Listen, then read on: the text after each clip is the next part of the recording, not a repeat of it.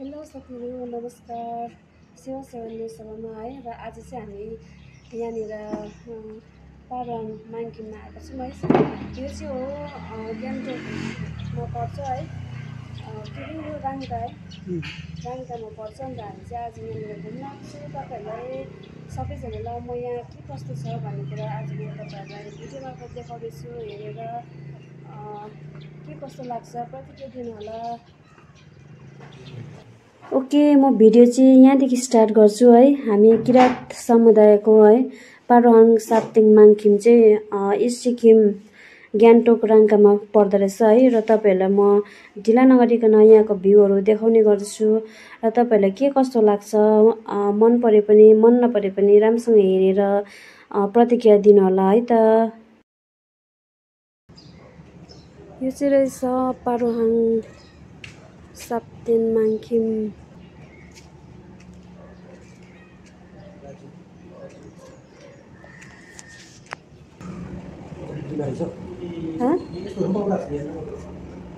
यहाँ ट्रेडिसनल ड्रेसहरू रहेछ है। यहाँनिर चाहिँ यहाँ ट्रेडिसनल उयसहरू कस्ट्युम ज्वेलरीहरू रहेछ। ट्रेडिसनल हाम्रो वाबुक रहेछ है यहाँनिर।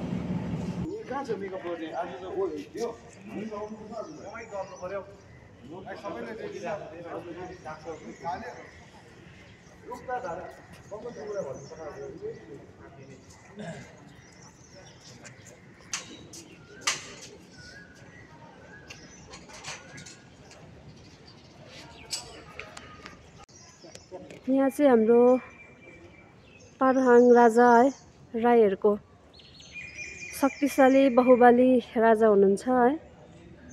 पारुहाङ साप्तेङ माङखिम। यहाँ चाहिँ रिनाखा अरे यता चाहिँ लङ्गाले हेचवाका अरे यहाँको वाइफ चाहिँ यता रहेछ। अन्त यता चाहिँ को अरे चाङमामा खेवामा उनीहरू चाहिँ उयो है दिदी पनि है। तायामा खियामा चाहिँ यहाँ रहेछ। यता चाहिँ तायामा खियामा दिदी बहिनी सिस्टर यिनीहरू। अन्त यहाँ चाहिँ रहेछ दिलीदुङमा मुन्दुमको पूर्ण ज्ञान भएको दिलीदुङमा पाकेसुङको धर्मपत्नी तथा ताङमामा। यहाँ चाहिँ दिलीदुङमा अरे हाम्रो मुन्दुमको पुरा ज्ञान रहेछ उहाँ चाहिँ है।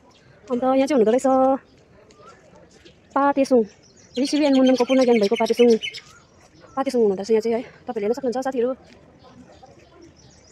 र साथीहरू अब चाहिँ यता आउँ है। यहाँ चाहिँ हामी किराँत समुदायमा रहेको एकदमै पुर्खाहरूको है बलवान महावीर पुर्खाहरूको आश रहेछ है। यहाँनिर चाहिँ हाम्रो सम्पत्ति पुर्खाहरूको आश रहेछ। यहाँ चाहिँ एकदमै हामीले यो सभ्यता जोगाएर राख्नुपर्छ साथीभाइहरू।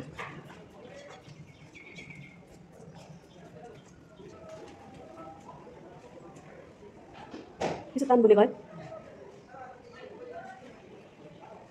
तान बुनेको भन्छ यसलाई चाहिँ हाम्रो झाँक्री बाउहरू के भन्छ।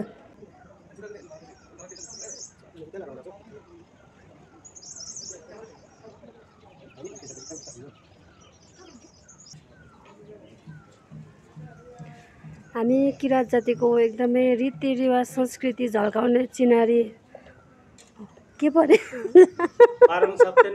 उही माथिको के पो बिर्सेको छ मेरो भिडियो भएन। हामी किराँतहरूको रीति संस्कृति है सभ्यता झल्काउने एकदमै मुख्य चिन्ह चाहिँ यहाँनिर छ वाबुक है। त्यो मजाले बनाउनु भएको छ। बुढालाई पनि निकाल्नु पऱ्यो नि। माथि जाउँ दादा, उयो माथि ठुलो रहेछ त यो त म।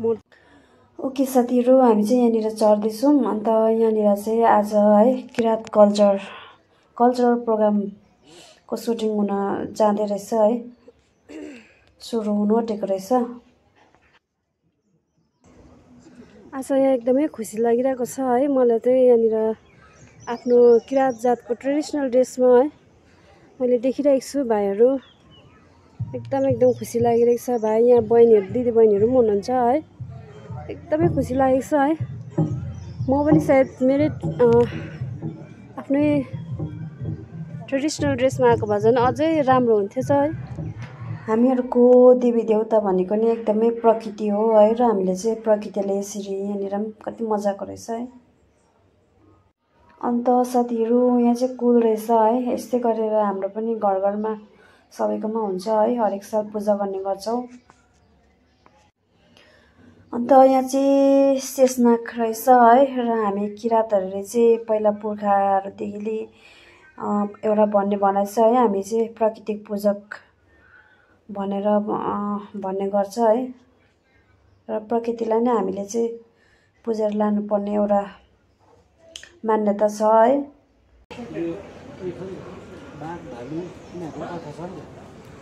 किन एउटा कान्छा चाहिँ मान्छे हुन्छ होला, अरू चाहिँ बाघ भालु त्यस्तो पनि दाजुभाइ त्यस्तो चाहिँ नबुझेर नि माला त्यस्तो छ नि त कथामा